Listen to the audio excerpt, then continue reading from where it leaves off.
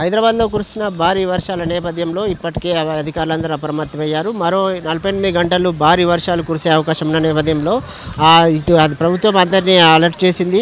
ఆ ముసరబాంగ్ చౌరస్తాలో ఇప్పుడు సుధీర్ బాబు గారు పర్యటిస్తున్నారు. అసలు ఇక్కడ పరిస్థితి ఎలా ఉందన్న విషయాలు వారి మాటల్లో తెలుసుకునే ప్రయత్నం. సార్ చెప్పండి, రానున్న 48 గంటల్లో భారీ వర్షాలు పడనున్న నేపథ్యంలో ఎలాంటి ఏర్పాటు చేశారు? ప్రభుత్వం ఎలాంటి అప్రమత్తత?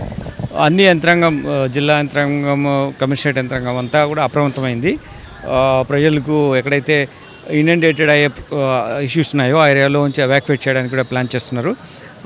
ముఖ్యంగా మనకు ట్రాఫిక్ పర్స్పెక్టివ్లో చూస్తుంటే 23 ఏరియాస్లో మేజర్ ట్రాఫిక్ మన సెన్స్ వాటర్ లాగింగ్ ఏరియాస్ ఉన్నాయి.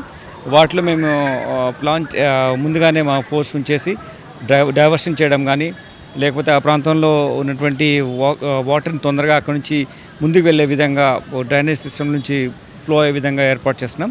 డిఆర్ఎఫ్ టీమ్తో కానీ ట్రాఫిక్ పోలీసులో ఉన్నటువంటి మాకున్న క్రెయిన్స్ యూజ్ చేస్తూ దానిలో డిఫరెంట్ ఎక్విప్మెంట్ ఉంటుంది. దానివల్ల వాటర్ ఇక్కడ లాగింగ్ కాకుండా చూస్తున్నాం. అంతేకాకుండా ఇప్పుడు ముసరాం ఇక్కడ ఉన్నటువంటి ఈ వాటర్ ఫ్లో యాక్చువల్గా ఇప్పుడు ప్రమాదకరంగా ఇవేం లేదు. పైన ఎప్పుడైనా వర్షం పడినప్పుడు ఆ వాటర్ ఫ్లో ఇక్కడ వస్తుంది. అప్పుడు మనకు వేరే ఏరియాస్లో వాటర్ స్ప్రెడ్ అవడానికి అవసరం ఉంటుంది. అది అలా రాకుండా ఎలా అలర్ట్గా ఉండాలి అనేది మేము చేస్తున్న ప్రయత్నం.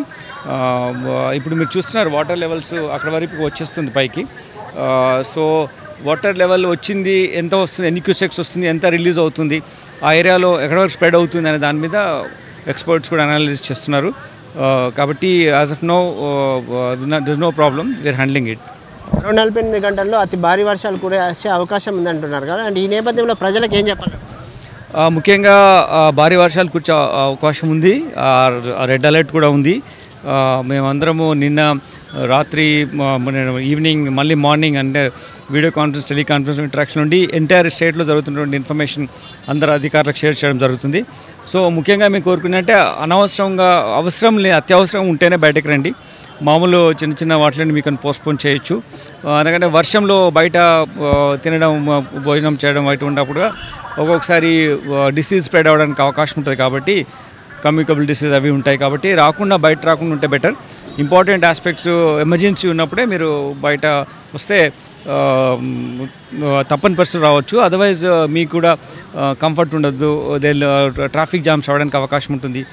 వర్షం పడినప్పుడు స్లో మూమెంట్ ఉంది, వెహికులర్ మూమెంట్. సో మేము చాలా వరకు ఇట్లా వాటర్ వస్తుంటే డైవర్షన్స్ అవి చేస్తాం. డైవర్షన్స్లో వాళ్ళకు డిఫరెంట్ రూట్లో వెళ్ళి చాలా ఎక్కువ టైం ట్రావెల్ చేయాల్సి వస్తుంది.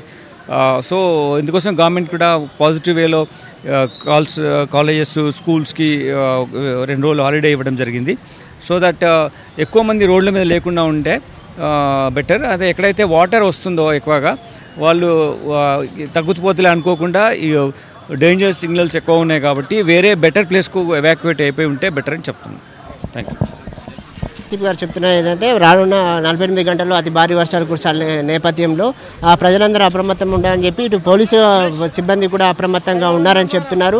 అయితే 48 గంటల్లో భారీ వర్షాలు కురిసే అవకాశం ఉన్న నేపథ్యంలో ప్రజలందరూ అవసరం అనుకుంటే తప్ప బయటకు రావద్దని చెప్పేసి, అలాగే పోలీస్ వ్యవస్థ అంతా పకడ్బందీగా పనిచేస్తుందని చెప్పి ప్రజలకు ఎలాంటి ఇబ్బంది కలగకుండా ఏర్పాటు చేసినట్టు శ్రీధర్ బాబు గారు చెప్తున్న పరిస్థితి కనిపిస్తుంది. కెమెరా పర్సన్ అమీర్తో దుమ్మాజీ నవీన్, V3 న్యూస్, హైదరాబాద్.